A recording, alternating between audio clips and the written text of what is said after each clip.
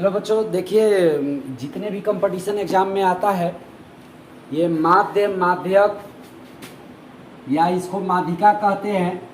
माध्य माध्यक माध्यक बहुलक परिसर प्रसरण या प्रसार या मानक विचलन या विचरण गुणांक सभी एक ही क्वेश्चन पर टोटल ये सवाल आपको हम समझा देंगे। जरा ध्यान दीजिएगा, इसमें सबसे पहले निकालना है हमको माध्य। क्या निकालना है? माध्य।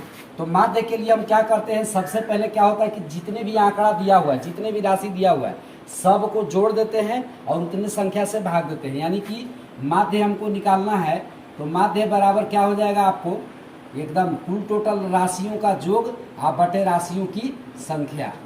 यानी कि माध्य जो होता है वो एक तरह से औसत होता है, औसत को ही माध्य कहा जाता है। तो योग जो हो गया कुल टोटल, देखिए 10 जोड़ेंगे ये टोटल संख्या को, तो 10 और 10 20, 20 और 10 30, 30 और 10 40, 40 और 10 50, 50 आ 10 55 1 56, 56 और 10 66 1 67 है, 67 और 9 9 7 16 76, 76 और 9 9 6 15। तो यानी कि इसको कुल टोटल जोड़ेंगे 1 2 3 4 5 6 7 8 9, ये सब को जब जोड़ेंगे तो आ जाएगा आपको जोगफल 90 बट्टा में ये संख्या है कितना, 9 गो संख्या है। 9 से भाग देंगे तो आ जाएगा कितना आपको, 9 दहा को 90। यानी कि इसका माध्य जो आया वो कितना आ गया, 10 आ गया। ठीक है, तो माध्य आप समझ गए होंगे, राशियों का योग बटे राशियों की संख्या या चर मानों का योग बटे चर मानों की संख्या। तो इस तरह से माध्य निकाल लेते हैं। अब अगर हमको माध्यक पूछता है तो माध्यक बनाने के लिए सबसे पहले क्या करते हैं, या तो इसको हम बढ़ते क्रम में या तो घटते क्रम में सजा लेते हैं। तो घटते क्रम में सजाओ या बढ़ते क्रम में, तो सबसे आसान होता है बढ़ते क्रम में सजाना। यानी कि सबसे छोटा वाला ले लीजिए आप 9, 9 के बाद देखिए 2 गो 9 है तो 9, उसके बाद 10, तो 10 कितने बार है, 1 2 3 4 बार, 5 बार 10 आया है, 10 10 10 10, 5 बार 10 हो गया है, 1 2 3 4 5, 2 बार 11 आया है, 11 11। अब इसमें क्या होता है, माध्यक जो होता है उसके ठीक बीच वाला संख्या होता है। क्या होता है, ठीक बीच वाला संख्या। तो इसमें देखिए कुल टोटल क्या गो है, 1 2 3 4 5 6 7 8 9 गो है। तो इधर से 1 2 3 4, 4 गो इधर छोड़ दीजिए, 1 2 3 4, 4 गो इधर छोड़ दीजिए। ठीक बीच में जो संख्या आया वो हमको माध्यक हो गया, और माध्यक का मान हो गया हमको भी 10।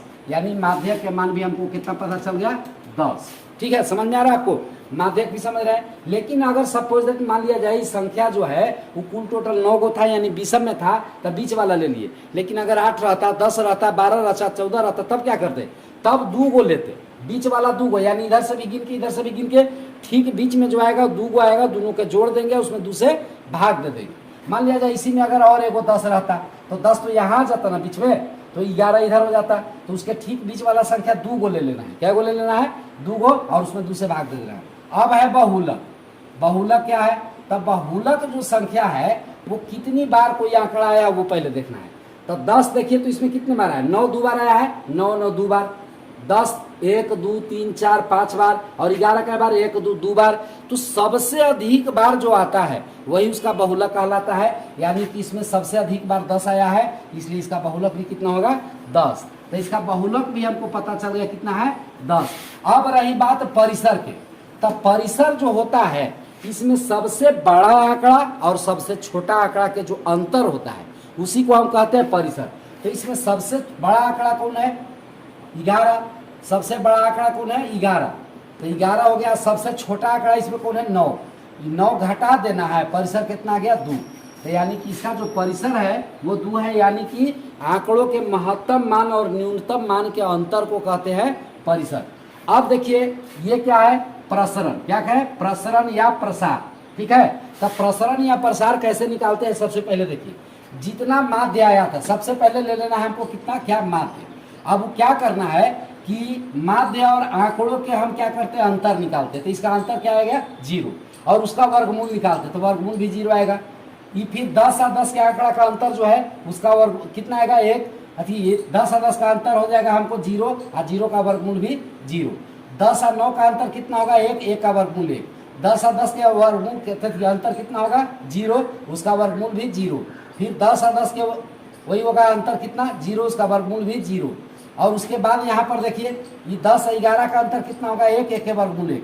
10 और 10 के अंतर 0, 0 का वर्गमूल 0। 10 और 11 के अंतर 1, 1 के वर्गमूल 1। 10 और 9 के अंतर भी आ रहा है 1, 1 के वर्गमूल 1। इसमें जितनी संख्या है उससे क्या करना है, भाग दे देना है। तो कुल टोटल संख्या क्या हुआ 9 गो, तो 9 से इसमें भाग दे देना है।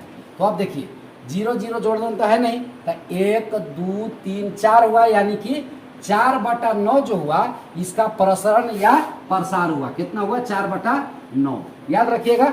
अब रही बात इसमें क्या हमको निकालना, मानक विचलन। क्या निकालना है, मानक विचलन, यानी कि स्टैंडर्ड डिवीजन निकालना है। तो उसके लिए सूत्र होता है रूट अंडर प्रसरण, SD बराबर सूत्र होता है रूट अंडर प्रसरण, यानी कि जितना आपका प्रसरण आया है उसका रूट अंडर यानी वर्गमूल निकाल देना है।